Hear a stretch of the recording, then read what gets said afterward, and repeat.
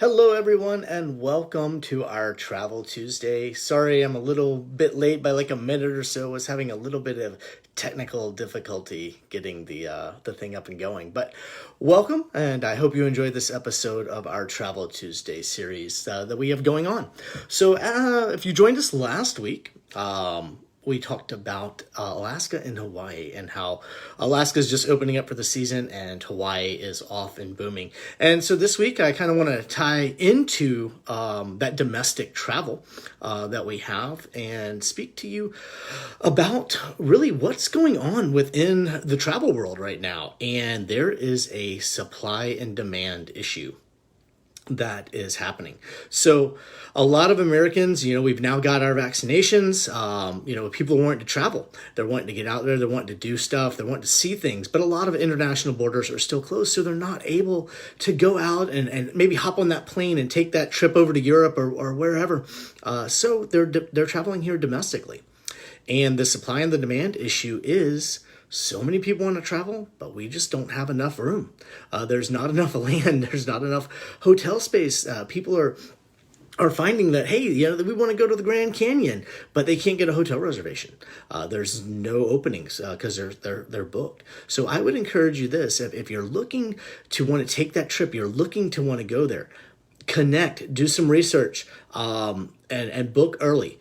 Booking early is going to be the key. Even if you have to cancel, right before a trip or something, make sure that wherever you do book that they do have a cancellation policy and that you abide by it so that way you're not hitting with extra fees.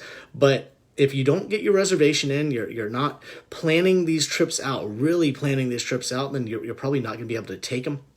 At least this year. Hopefully next year, more things open up and travel becomes a little more easy internationally. A lot of that pressure that is here on our domestic travel will be lifted. But as of right now, we're running into a big issue.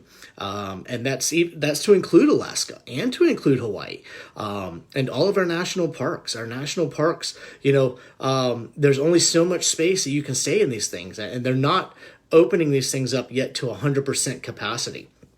So that's another issue we're running into. That is, you might be wanting to go stay at this hotel, and this hotel is only booking out at 60%. So normally a hotel, that would hold 1,000 people, they're only able to hold 600. And so you're thinking, there's all these empty rooms, but those empty rooms aren't going to be available to you.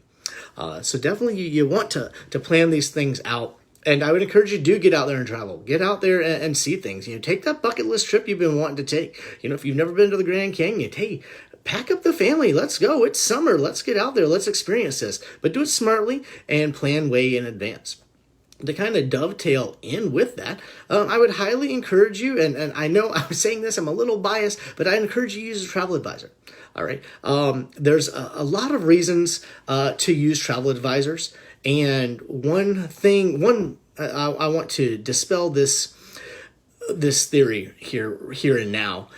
People think, I don't want to pay someone to plan my travel for me. I know where I'm going. I can Google it. I can get there on my own. And that's fine and dandy. And yes, you probably can do that.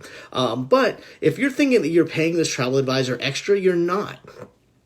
We are not paid by the client. A travel advisor is paid by the industry. We're paid by these vendors, okay? So let's say you are going to stay at the Hilton.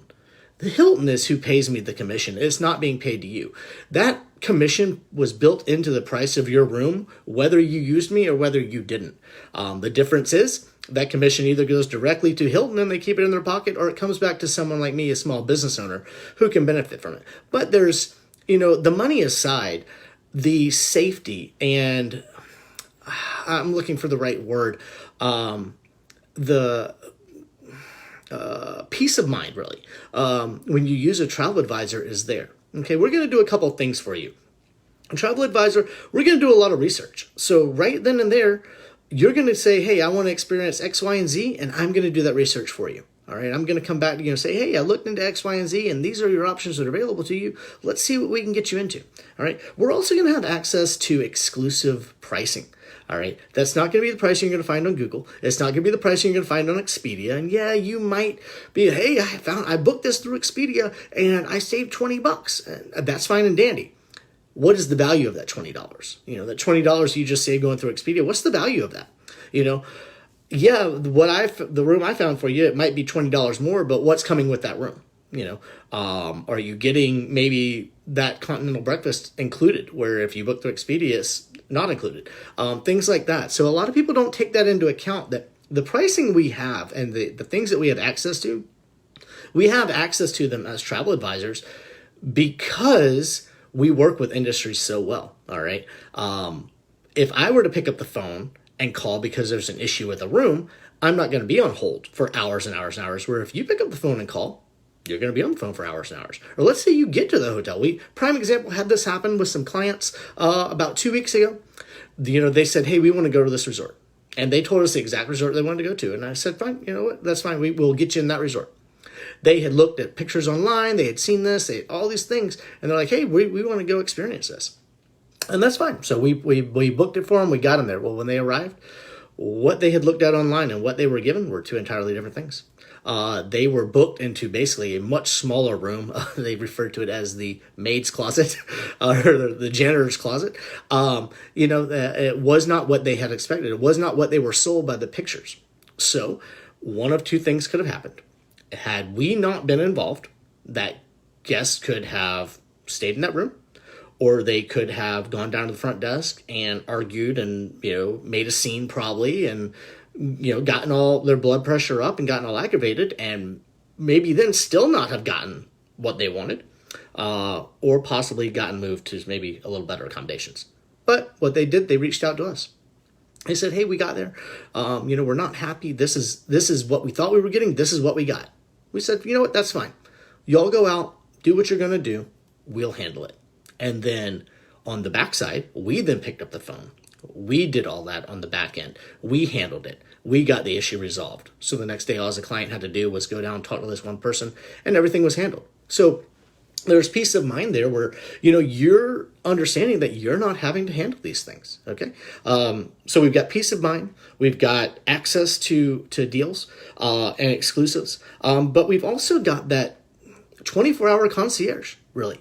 That knowing that you're going to be okay because you can pick up the phone and talk to me directly. If you had an issue with a online travel site or an online search engine, who are you going to call and speak with? And if you have to call back multiple times, are you going to talk to the same person every time? Probably not. You're probably going to be directed to a call center, and they're going to try to help you if they even can. But I don't want to badmouth anybody or badmouth call centers. They have a job and they're doing their job, but they're not taking that caring personal touch, I think, that a travel advisor would take with you. And, we care. We're people. You're our client. We're going to ensure that you're getting exactly what you thought you were getting, exactly what you paid for. We're going to spend those hours on the phone, and we're going to spend all that time doing that research and making sure that your trip is enjoyable. That's the joy of using a travel advisor.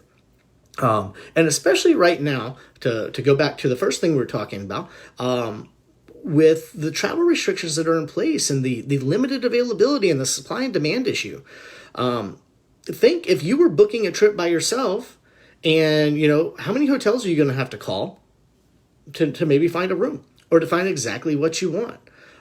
We have resources available to us, as advisors, where you can call and say, "Hey, I want to go here. I've never seen San Francisco. I want to go look at the Golden Gate Bridge. I want to ride in a trolley car, or a cable car. I want to go out to Alcatraz. I want to do these things. I want to see, whale watching and stuff." That's fine.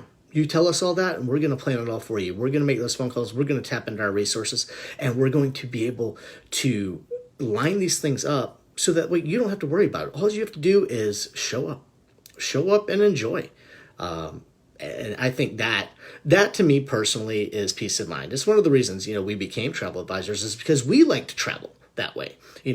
I don't like, my husband is a planner. Kyle, he will plan everything, and he will, we got to go here, we got to see this, we got to do that. And that's fine. And I love that. I love that about him, because I'm definitely a, let's just go explore, let's see what we can find type of person. But being able to use somebody who can say, when I say, "Hey, I want to, I definitely want to hit these points while I'm there. I definitely want to see these things while I'm out experiencing this location."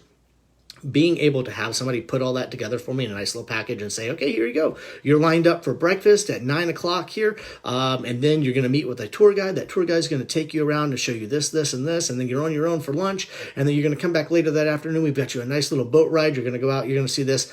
To me, it's a little bit of structure. And I like having that structure, especially in these times. I don't want to have to make, if I was booking personal travel, I don't want to have to make, 7, 8 phone calls and deal with this and deal with that and wait on hold. I would rather, hey, let me use an advisor. Let me use somebody who knows the ins and outs of this industry.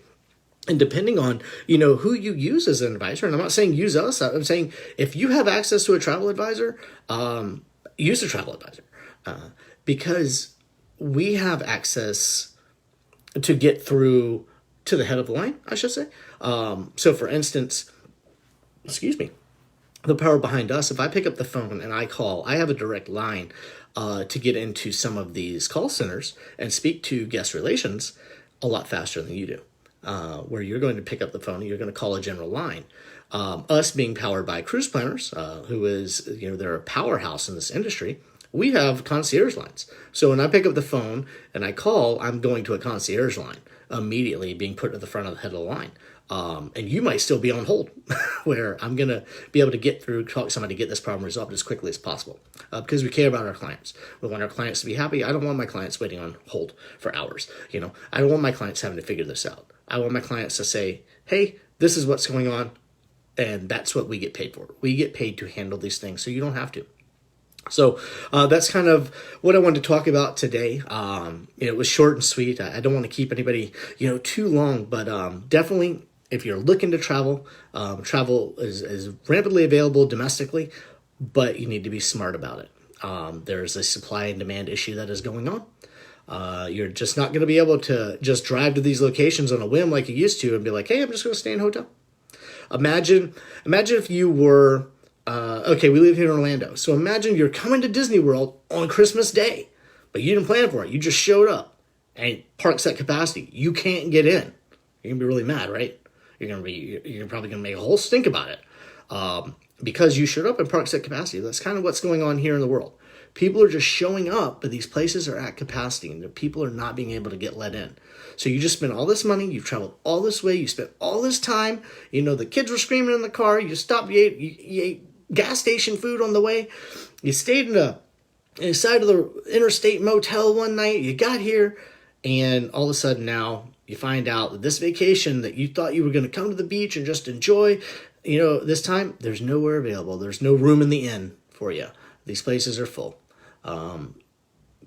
So I would encourage you, if you're going to be making these trips, you're going to travel, do it smart, plan in advance, check these locations out, make sure there's availability, book reservations, and you know what? Pick up the phone and call your travel advisor, and they'll handle all those things for you. So all you have to do is say, I want to go here, I want to go here on this date, and I want to stay for this long. These are the things I want to do while I'm there. Okay, fine. We're going to book that trip for you. We're going to get you taken care of. We're going to get you out these locations. That way you can enjoy your vacation, because that's the key to vacation. People don't travel. I don't want to say people don't travel just to travel. Some people do, but people travel for the experience, and you want to be able to experience these locations. You want to be able to experience these things and immerse yourself in the cultures that you're around, not spend the whole time with headaches and worrying about things and being like, oh, can we go here? Can we go there? Are we even going to be able to get in? Is it worth driving that far? How do we even know they're open? Type of thing. Let us plan that for you. We'll get you taken care of. So hope you all enjoyed our talk this week. Got some exciting news that's coming next week. I think the way that we're going to gear these weekly talks is, outside of somebody just wanting to have me touch on a specific topic, we're just really going to what travel news is going on, what's happening in the travel world, I think is how I'm kind of going to restructure this. I was originally going to go with destinations and talk about new destinations every week, but that becomes a lot, and anyone can Google a destination and find out. If you want to know about Atlanta, Google Atlanta, tell you all about it, type of thing. But I think I'm going to talk more about what's going on in the travel world. What does travel look like? Because travel is evolving right now. Travel, what it looked like 10 years ago and what it looks like today, it's completely different. So travel is evolving, and I want to be here to bring everyone the latest and greatest on what the travel world is looking like, what to expect, and how to be safe doing it. So love you guys. Take care. Thanks for watching.